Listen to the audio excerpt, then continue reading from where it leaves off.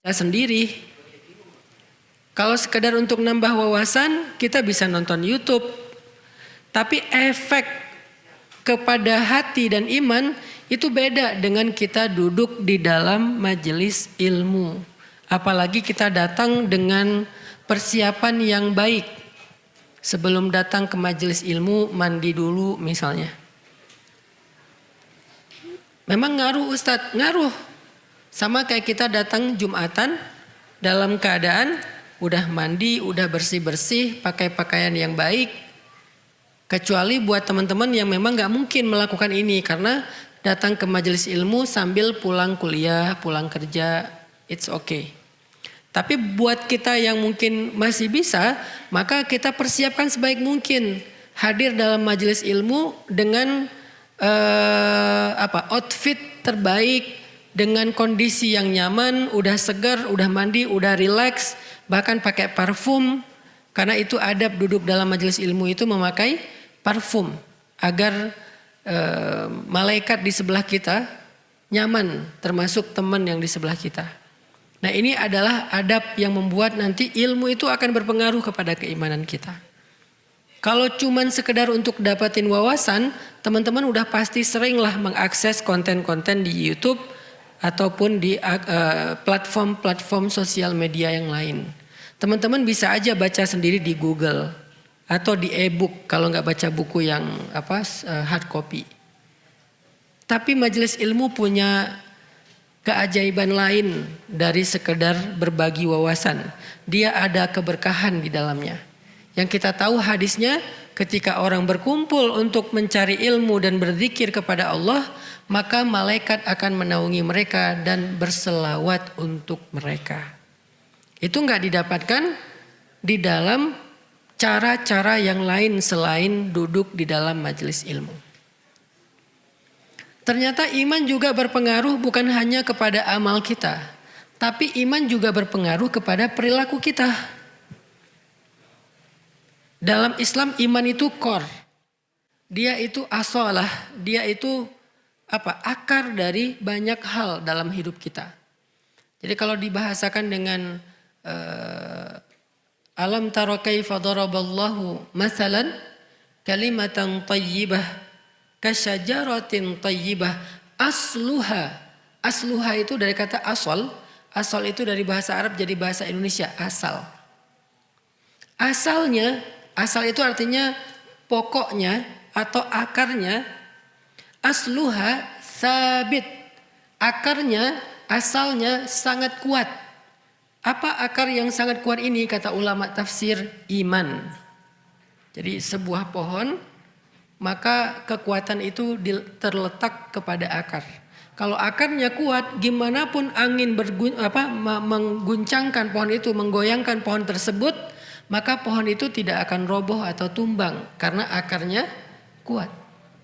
Akar itu juga yang akan memberikan nutrisi kepada seluruh pohon itu, mulai dari batangnya, dahannya, daunnya, buahnya, dan seterusnya. Dari akar. Makanya yang pertama Allah bahas asluha, akarnya, yaitu iman. Ini bahasa analogi atau permisalan di dalam Al-Quran. Kalau kita misalnya memiliki akar iman yang ditanam di dalam hati itu dengan kondisi yang baik, maka insya Allah akar ini akan menyerap ilmu, akan menyerap zikrullah, akan menyerap energi-energi yang baik, akan menyerap semua nutrisi yang baik, lalu disebarkan ke seluruh diri kita dan kehidupan kita. Saya nggak bilang tubuh kita ya, karena hati yang dimaksud di sini bukan organ. Maka akar ini akan mengalirkan, akan menyebarkan nutrisi kebaikan ke seluruh diri kita dan kehidupan kita. Tapi begitu akar ini keropos, begitu akar ini rusak, begitu akar ini nggak kuat, lemah karena cuma satu akar, maka kondisi diri kita dan kehidupan kita juga akan berpengaruh kepada yang tidak baik. Itulah kenapa iman itu harus di-refresh.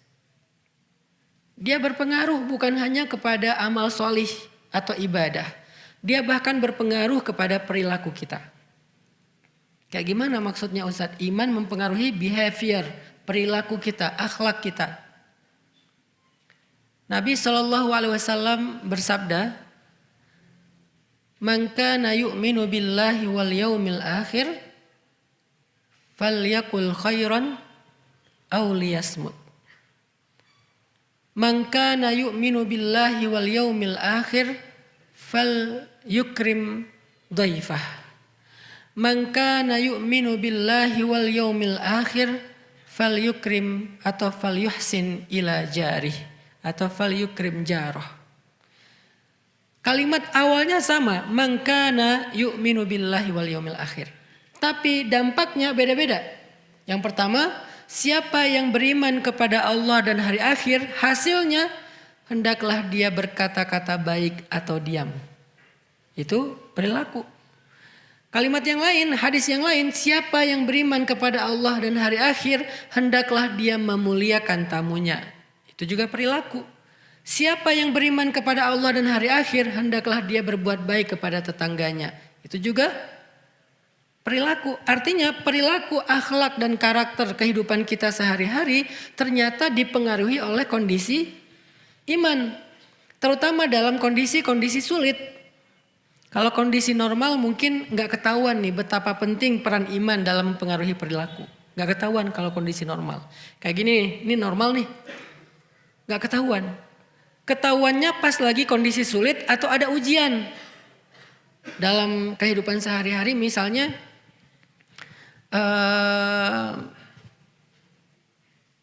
perilaku kita di dalam rumah.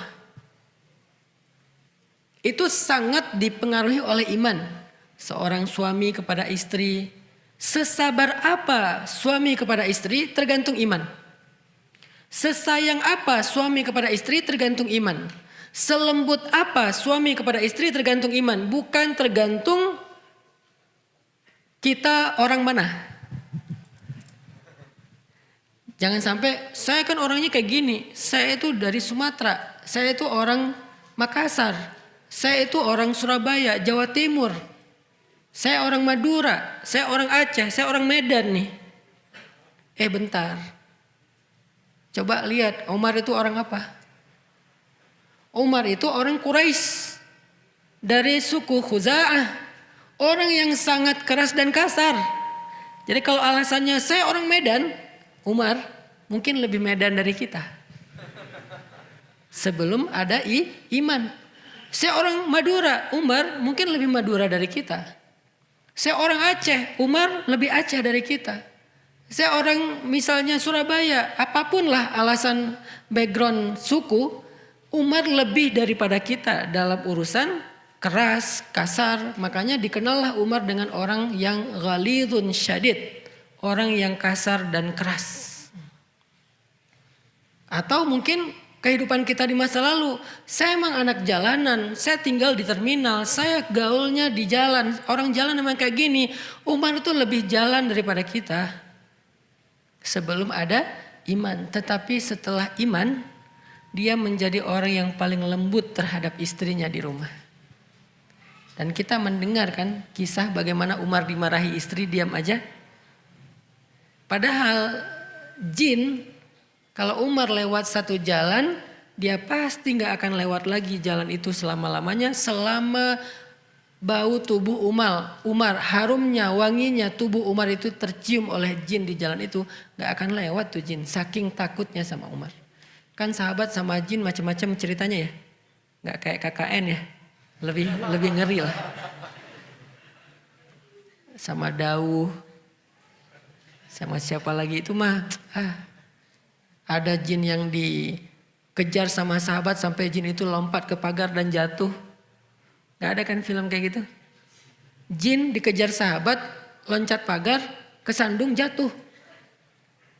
Ada jin yang apa istilahnya tuh? Dilipat-lipat sama sahabat, kayak dilecekin sama sahabat. Kalau bahasa orang Jawa diuyel-uyel sama sahabat, ada yang digituin. Ada jin yang dipukul sama sahabat sampai buta matanya.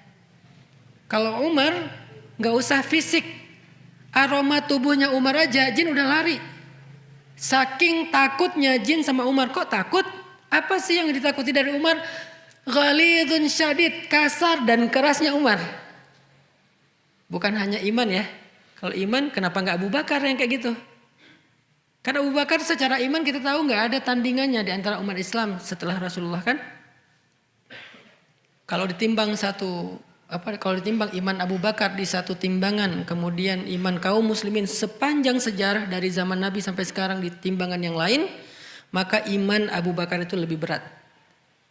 Jadi pastinya kalau karena alasan kesolehan, Abu Bakar udah lebih soleh daripada Umar pastinya. Walaupun sama-sama soleh. Apa yang ditakuti oleh jin dari Umar yang tidak dialami oleh Abu Bakar, tidak dialami oleh Utsman, tidak dialami oleh sahabat-sahabat yang lain. Itu tadi, bahkan Khalid aja gak ngalamin. Khalid gak gitu sama jin. Jin takut sama Khalid, tapi gak segitunya. Khalid bin Walid. Siapa lagi jagoan-jagoannya Nabi? Sa'ad bin Abi Waqqas. Siapa lagi? Banyaklah keren-kerennya sahabat. Pastinya Ali bin Abi Thalib. Ali sebetulnya juga sangat ditakuti jin. Jin mengambil jarak dari Ali itu sekian jauh. Tapi Umar aroma aja ditakutin sama jin. Kenapa? Saking ghalidun syadid, saking keras dan kasarnya Umar, itu jin aja takut dengan kerasnya Umar. Gak bisa mungkin kita jabatan tangan sama Umar aja, tangan kita remuk dan Umar gak sengaja. Oh kenapa? Sampai ada yang patah, saking kerasnya dan kuatnya Umar. Jin takut banget tuh. Tapi orang kayak gini di rumah dimarahin istri, diam aja. Kenapa? Karena iman. Karena Nabi yang nyuruh gitu. Bersikap lemah lembutlah kamu kepada pasanganmu, kepada perempuan. Sehingga ketika perempuan marah, maka Umar bin Khattab akhlaknya terhadap istrinya menjadi baik karena iman di dalam hatinya. Begitu juga dengan perilaku yang di luar rumah. Mulai dari tetangga, mulai dari tamu, mulai dari dan seterusnya. Seperti yang kita pernah dengar kisah. Ada sahabat Ansor yang menyambut tamu di rumahnya. Dengan menghidangkan makanan satu-satunya yang dia punya. Yang bahkan dia dari siang belum makan. Anak-anaknya belum makan kan? Pas malam tamu itu datang ke rumah mereka, mereka hidangkan makanan yang hanya cukup untuk satu orang dewasa. Dihidangkan kepada orang tersebut, lalu tamu itu merasa gak enak hati, ini gimana makannya? Tuan rumah kok gak makan? Terus ini makanannya cuma sedikit, cukup gak kalau saya makan nanti tuan rumah jadi gak makan misalnya. Akhirnya yang punya rumah mematikan, memadamkan lampu di rumahnya. Lalu menemani tamu ini makan dengan cara kecap-kecap seolah-olah ikut makan sampai tamu ini kenyang. Kok bisa ada yang berperilaku kayak gitu kepada tamu yang bahkan gak dia kenal. Kalau tamu itu teman lama mungkin beda cerita. Kalau tamu itu adalah misalnya saudara atau keluarga dekat beda cerita. Ini tamu gak dikenal. Sesama mukmin doang nih modalnya. Sesama orang yang beriman, kok bisa kayak gitu? Karena mukmin itu diantara mereka adalah ikhwah. Innamal mu'minuna, sesungguhnya orang yang beriman itu bersaudara. Jadi dia perlakukan lebih daripada saudara biologisnya, sehingga dia bisa berperilaku seperti itu kepada tamu. Apa dasarnya? Iman, asluha sabit. Iman itu mempengaruhi perilaku banget.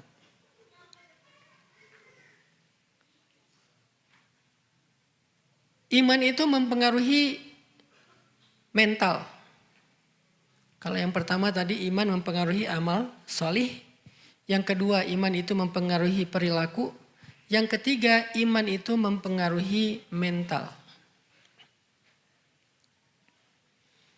Arti mental, kuat enggak kuatnya kita dalam menghadapi masalah itu tergantung iman. Ada orang yang masalahnya kecil tapi dia bilang, kenapa cuman saya yang diginiin Allah? Allah gak adil, saya udah gak kuat lagi, saya pengen mati aja. Dan seterusnya keluh kesah yang seolah-olah dia merasa dialah orang yang paling susah di muka bumi. Sebetulnya dia bukan orang paling susah di muka bumi. dia lagi lemah iman. Karena kalau dia mau fair, dia mau objektif, pasti dia akan menemukan banyak orang di luar sana yang lebih susah daripada hidupnya. Kehidupan mereka lebih susah daripada kehidupannya tuh banyak di luar sana.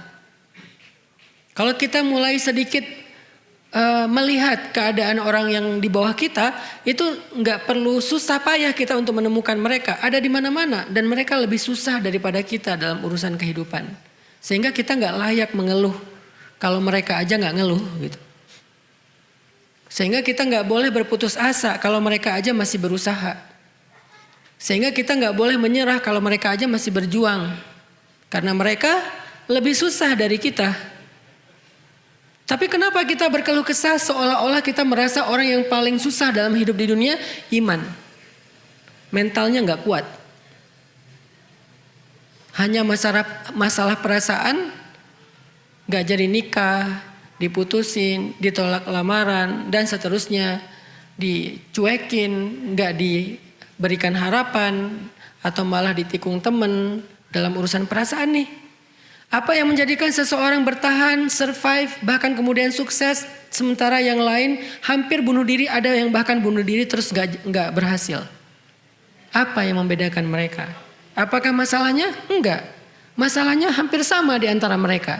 Yang membedakan mereka kekuatan iman yang mempengaruhi mental mereka. Jadi kalau hari ini banyak yang mengalami masalah mental atau mental illness, apapun namanya, mau bipolar, mau skizo, mau apapun namanya, maka harusnya hal yang perlu kita kuatkan adalah akar dari diri kita. Akar dari diri kita itu ada di dalam hati, namanya iman. Itu yang harus dikuatkan. Namanya masalah, semua kita punya masalah pasti. Ustadz punya masalah, pasti punya. Masalah kita itu setiap hari, cuman ada yang masalahnya pas satu fase masalahnya kayak naik banget, jadi banyak banget masalah kayak nggak beres-beres. Ada aja bertubi-tubi, ada fase yang landai, tapi tetap ada masalah, cuman nggak seperti yang fase tadi. Ngalamin, semua kita ngalamin, bukan saya doang, bukan teman-teman doang, kita semua ngalamin fase kayak gitu. Apa yang membuat bertahan?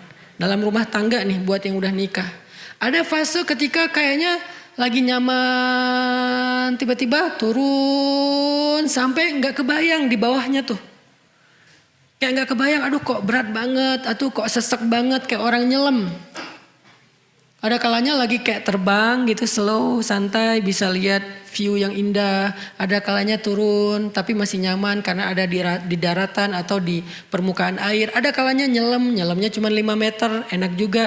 10 meter, 20 meter, udah mulai kayak ditekan, sesek, sakit kepala, telinga bunyi nguing-nguing, ya. Ada kalanya yang seperti itu, sehingga pengen nyerah, pengen naik ke permukaan cepat-cepat dan ninggalin pasangan kita di bawah. Ada. Apa yang membuat orang bertahan? Iman. Iman kayak gimana maksudnya? Iman yang mengajarkan dia bertahan. Karena iman akan mengatakan, la tayasu min rahmatillah. Jangan berputus asa dari rahmat Allah. Inna nasrallahi qarib. Pertolongan Allah itu sudah dekat. Bertahan, sabar. Pertolongan Allah itu sudah dekat. Allah itu pasti nolong hambanya yang sabar. Gak mungkin dianggurin, gak mungkin ditinggalin, gak mungkin dicuekin, itu gak mungkin. Iman yang bilang kayak gitu, gak mungkin. Ketika kita mengatakan, kok bisa sih Allah ninggalin saya? Pasti bukan iman yang ngomong itu. Yang ngomong itu siapa? Syak, keraguan. Kan lawannya iman keraguan kan? Wa minan nasi man yaqulu amanna billahi wa bil yaumil akhir wa ma hum bimu'minin. Ada orang yang mengatakan kami beriman kepada Allah, kami beriman kepada hari akhir, kata Allah. Dan mereka bukanlah orang yang beriman. Mereka bilang iman tapi kata Allah enggak. Kenapa? Karena di dalam hati mereka fi qulubihim marad. Marad apa? Penyakit apa yang ada di dalam hati mereka? Raib. Dzalikal kitabu la raib. Raib. Raib itu bahasa Arab yang jadi bahasa Indonesia. Raib itu hilang. Hilang di sini artinya apa? Diragukan keberadaannya. Berarti raib itu artinya ragu-ragu. Maka lawan dari iman adalah keraguan. Ketika kita mulai meragukan kebaikan, kebesaran, keagungan, kekuasaan Allah dalam konteks masalah pribadi kita, disitulah kita dalam kondisi lemah iman dan kemudian kita akan lemah dalam segala hal. Tapi ketika kita yakin kepada Allah, keagungannya, kebaikannya, kekuasaannya, kemuliaannya dalam konteks masalah kita, disitulah kita sedang kuat iman, maka insya Allah kita akan kuat dalam segala hal, termasuk kuat mental tadi.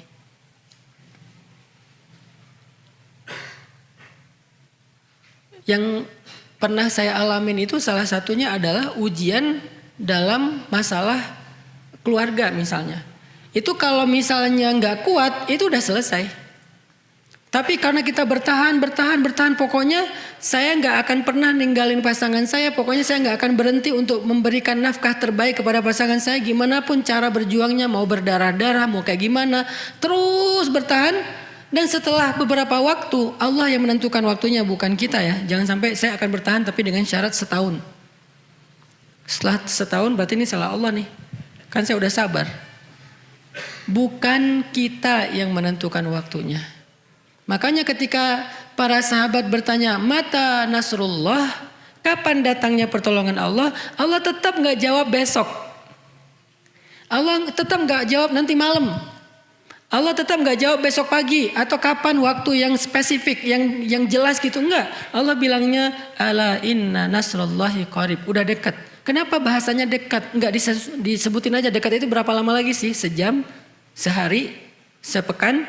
Enggak, karena Allah pengen kita belajar yakin sama Allah, bukan bertransaksi sama Allah. Kalau Allah bilang angkanya, kita akan bertransaksi. Oke, ya udah saya sabar ya, sehari kan.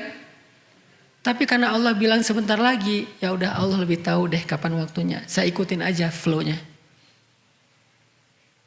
Jadi iman yang akan menuntun kita, berbisik kepada kita, memberikan nutrisi dan kekuatan kepada kita dengan kalimat-kalimat iman. Ala inna nasrullahi qarib. La haula wala quwata illa billah. La haula itu bukan kalimat orang yang sedang kaget. La haula wala quwata illa billah. Bukan. La haula kalimat orang yang pasrah. Saya udah gak kuat, saya gak ada daya. Tapi saya masih punya Allah yang maha kuat dan maha kuasa. Saya udah gak kuat nih.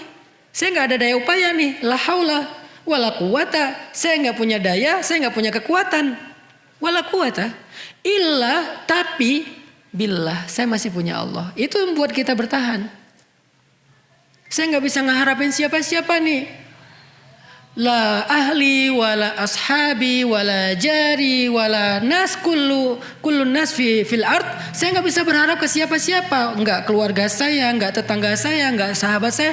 Terus gimana dong kalau saya nggak bisa berharap ke siapapun? Hasbi Allah. Bukankah cukup bagi saya Allah? Ini yang dibisikin oleh iman kepada kita. Sehingga kita memiliki kekuatan mental dalam menghadapi masalah kita, teman-teman. Insya Allah kita lanjutkan nanti setelah selesai sholat isya. Barakallahu fikum. Bismillahirrahmanirrahim. Teman-teman yang dirahmati Allah Subhanahu wa taala, kita lanjutkan pembahasan tentang iman.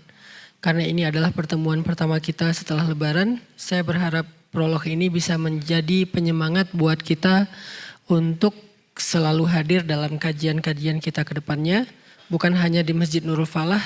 Nanti juga kita adakan kalau memang sudah waktunya, sudah siap di pesantren Cilengkrang, kemudian juga di masjid-masjid yang lain.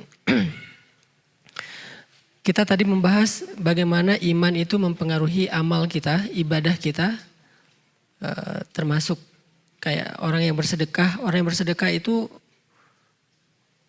berapa jumlah sedekahnya itu tergantung iman. Kalau dia yakin sama hadis Nabi, iman itu kan artinya yakin dan percaya ya. Kalau dia percaya kata Nabi, demi Allah tidak akan berkurang harta karena sedekah.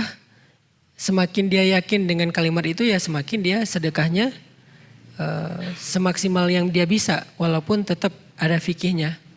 Jangan sampai kita memberikan sesuatu yang menjadi hak waris kita, menjadi hak keluarga kita, sampai kemudian keluarga kita kelaparan, kecuali dengan seizin mereka. Kayak cerita sahabat tadi ya, yang ngasih makan kepada tamu dengan seizin istrinya. Tapi kalau enggak dengan seizin istrinya, dia zalim kepada keluarganya. Yang jadi pelajaran adalah kadang-kadang kita punya kelebihan rezeki pun tapi merasa sayang untuk diberikan. Dan kita merasa kalau udah sedekah itu uang kita berkurang. Kenapa orang merasa kalau sedekah uangnya berkurang? Karena dia ragu akan dikembaliin gak nih sama Allah. Cuman gak bisa ngomong. Yang berbicara di situ hatinya. Lisan kita gak mungkin bilang Allah ngembaliin gak uang saya. Gak mungkin. Tapi kita kan berkomunikasi dengan Allah lewat hati juga. Kadang-kadang dengan lisan kita berkomunikasi dengan Allah. Tetapi hati kita sebaliknya. Innallaha la yanzuru ila aswarikum wala ila a'malikum walakin yanzuru ila qulubikum. Allah itu berkomunikasi dengan kita bukan dengan fisik dulu, bukan zahir dulu, tapi hati kita. Jadi kalau lisan kita bilang amanna, hati kita bilang ragu, maka Allah bilang wa ma hum bimu'minin. Kenapa kita kayak ragu-ragu mau sedekah? Karena kita pikir ini dibalikin gak ya, dibalikin gak ya? Buktiin deh, buktiin sendiri. Saya nggak akan minta nih pakai apa, sini kasih, saya nggak akan minta gitu. Buktiin sendiri-sendiri aja deh. Karena kita masing-masing punya cara sendiri, buktiin aja sendiri. Gimana kalau kita ngasih, nggak lama tuh, nggak lama, cepet banget. Berapa jumlahnya? Jangan tanya saya, Allah lebih tahu. Saya nggak berani menjanjikan angkanya, karena bisa dikonversi dalam bentuk angka, bisa dikonversi dalam bentuk kehidupan, bahagia, hidayah. Bisa juga untuk keluarga, anak kita, dan yang lebih baik lagi dikonversinya di akhirat. Jangan semuanya pengen diambil di dunia, terus akhirat kita sisanya apa? Kan kita nggak hidup sekali doang teman-teman. Kita hidup tuh 2 kali, mati yang sekali, hidup 2 kali. Dan dalam kehidupan kita di akhirat, kita juga butuh bekal seperti kehidupan di dunia. Tapi karena kehidupan di dunia ini kita nggak lama, bekalnya nggak banyak-banyak amat. Sedangkan kehidupan akhirat lama, susah. Udah nggak bisa ikhtiar lagi. Di dunia kita masih bisa ikhtiar nih. Di akhirat kita tinggal make yang di dunia. Udah nggak bisa diikhtiarkan lagi. Itulah kenapa butuh bekal akhirat. Jangan semuanya pengen dihabisin di dunia. Kali 700 kali lipat. Kita sedekah 1000 pengen balik 700.000. Kok baliknya cuma 100.000? Kan 600.000-nya di akhirat.